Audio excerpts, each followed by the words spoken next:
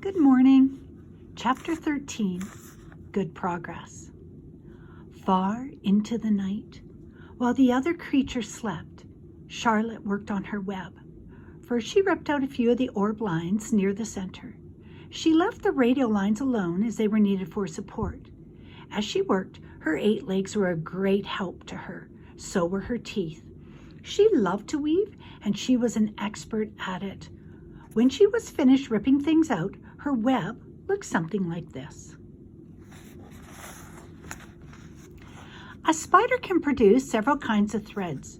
She uses a dry, rough thread for foundation lines. And she uses a thicky thread for snare lines, the ones that catch and hold insects. Charlotte decided to use her dry thread for writing the new message. If I write the word terrific with sticky thread, she thought, every bug that comes along will get stuck in it and spoil the effect. Now, let's see. The first letter is T. Charlotte climbed to a point at the top of the left-hand side of the web. Swinging her spinnerets into position, she attached her thread and then dropped down. As she dropped, her spinning tubes went into action and she let out thread. At the bottom, she attached the thread. This formed the upright part of the letter T. Charlotte was not satisfied, however. She climbed up and made another attachment right near to the first. And then she carried the line down so that she had a double line instead of a single line. It will show up better if I make the whole thing with double lines. She climbed back up and moved over about an inch to the left, touched her spinnerets to the web, and then carried a line across to the right, forming the top of the T. She repeated this, making it double. Her 8 legs were very busy. Now for the E. Charlotte got so interested in her work, she began to talk to herself as though to cheer herself on. If you had been sitting quietly in the barn cellar that evening, you would have heard something like this. Now for the R. Up we go, attach, descend, pay out line, whoa, attach, good. Up you go, repeat, attach, descend, pay out line, whoa, girl. Steady now, attach, climb, attach, over to the right, pay out line, attach. Now right and down and swing the loop and around and around. Now into the left, attach, climb, repeat. Okay, easy. Keep those lines together. Now then, out and down for the leg of the R.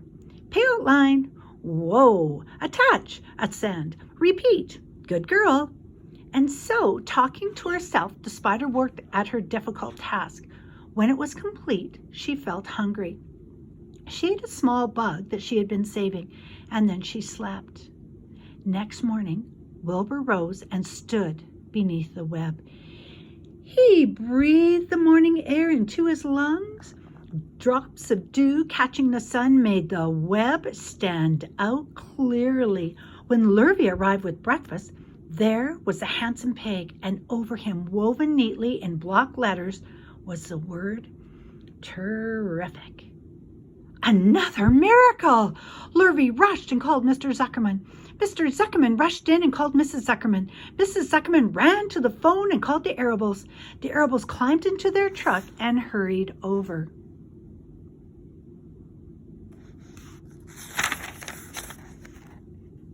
Everybody stood at the pig pen and stared at the web and read the word over and over.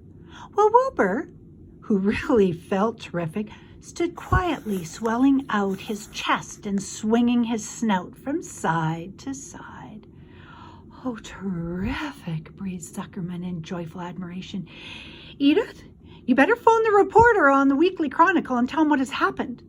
He will want to know about this. He may want to bring a photographer. There isn't a pig in the whole world state that is as terrific as our pig. The news spread. People who had journeyed to see Wilbur when he was some pig came back again to see him now that he was terrific. That afternoon, when Mr. Zuckerman went to milk the cows and clean out the tie-ups, he was still thinking about what a wondrous pig he owned. Lurvy, he called. There is to be no more cow manure thrown down into that pig pen. I have a terrific pig. I want that pig to have clean, bright straw every day for his bedding. Do you understand? Yes, sir, said Lurvy. Furthermore, said Mr. Zuckerman, I want you to start building a crate for Wilbur.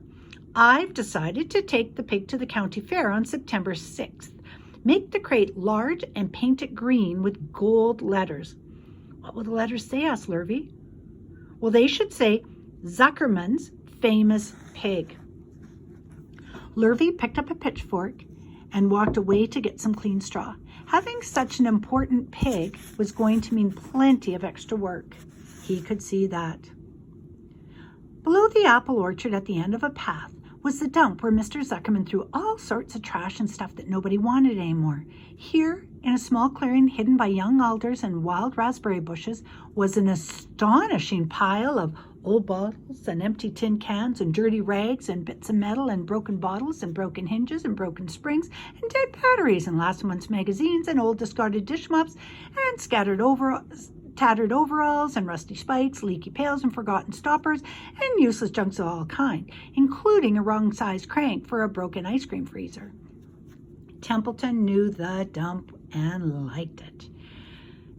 There were good hiding places there, excellent cover for a rat, and there was usually a tin can with food still clinging to the inside. Templeton was down there now, rummaging around. When he returned to the barn, he carried in his mouth an advertisement he had torn from a crumpled magazine. How's this? He asked, showing the ad to Charlotte. It says, crunchy, crunchy. Would it be a good word to write in your web? Just the wrong idea, replied Charlotte. Couldn't be worse. We don't want Zuckerman to think Wilbur is crunchy. He might start thinking about crisp, crunchy bacon and tasty ham. That would put ideas into his head. We must advertise Wilbur's noble qualities, not his tastiness. Go find another word, please, Templeton. The rat looked disgusted, but he sneaked away to the dump and was back in a while with a strip of cotton cloth. How's this? He asked. It's a label off an old shirt. Charlotte examined the label. It said, pre-shrunk. I'm sorry, Templeton, she said, but pre-shrunk is out of the question. We want Zuckerman to think Wilbur is nicely filled out and not all shrunk up. I'll have to ask you to try again. What do you think I am, a messenger boy? Grumbled the rat. I'm not going to spend all my time chasing them down to the dump with advertising material. Just once more, please, said Charlotte. I'll tell you what I'll do, said Templeton. I know where there's a packet of snowflakes in the woodshed. It has writing on it. I'll bring you a piece of the package. He climbed the rope that hung on the wall and disappeared through a hole in the ceiling. When he came back, he had a strip of blue and white cardboard in his teeth. There, he said triumphantly. How's that? Charlotte read the words. With new radiant action. What does it mean? Asked Charlotte, who had never used any snowflakes in her life. Well, how should I know, said Templeton. You asked for words and I brought them. I suppose the next thing you're going to want me to fetch is a dictionary. Together they studied the soapad. With new radiant action, repeated Charlotte slowly. Wilbur, she called. Wilbur, who was asleep in the straw, jumped up. Run around, commanded Charlotte. I want to see you in action, to see if you are radiant. Wilbur raced to the end of the yard. Now back again, faster, said Charlotte. Wilbur galloped back. His skin shone. His tail had a fine, tight curl in it. Jump into the air, cried Charlotte. Wilbur jumped as high as he could. Keep your knees straight and touch the ground with your ears, called Charlotte. Wilbur obeyed. Do a backflip with a half twist in it, cried Charlotte. Wilbur went over backwards, writhing and twisting as he went. Okay, Wilbur, said Charlotte. You can go back to sleep now. Okay, Templeton. The soapad will do, I guess. I'm not sure Wilbur's action is exactly radiant, but it's interesting. Actually, said Wilbur, I feel radiant. Do you? Said Charlotte, looking at him with affection. Well, you're a good little pig, and radiant you shall be. I'm in this thing pretty deep now. I might as well go the limit. Tired from his romp, Wilbur lay down in the clean straw. He closed his eyes. The straw seemed scratchy, not as comfortable as the cow manure, which was always delightfully soft to lie in. So he pushed the straw to one side and stretched out in the manure. Wilbur sighed. It had been a busy day, his first day of being terrific.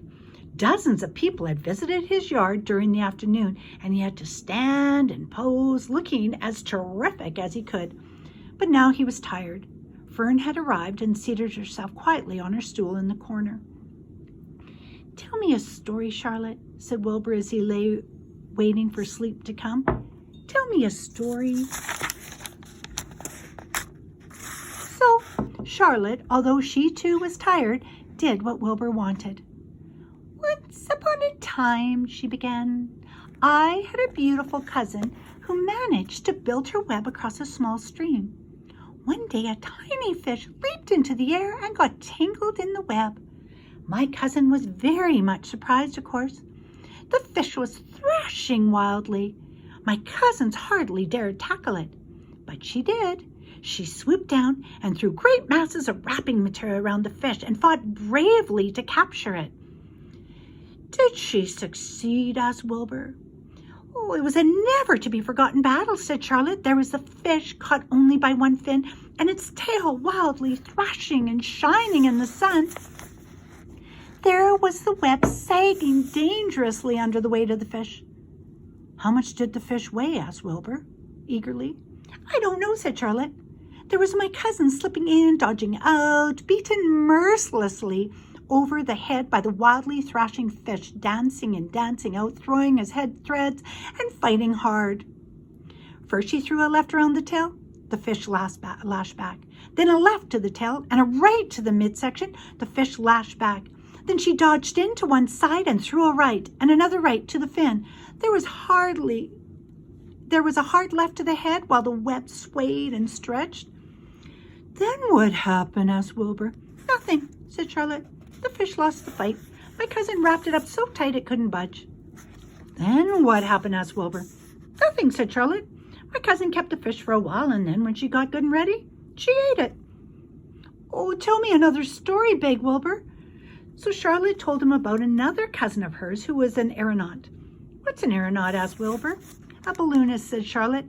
"My cousin used to stand on her head and let out enough thread to form a balloon, and then she'd let go and be lifted into the air and carried toward the warm wind."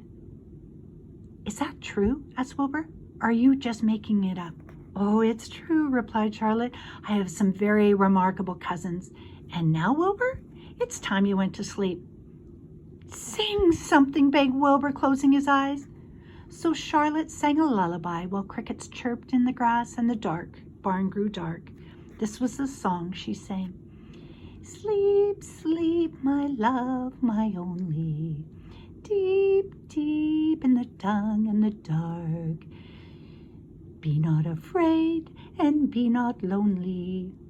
This is the hour when frogs and thrushes praise the world from the woods and the rushes.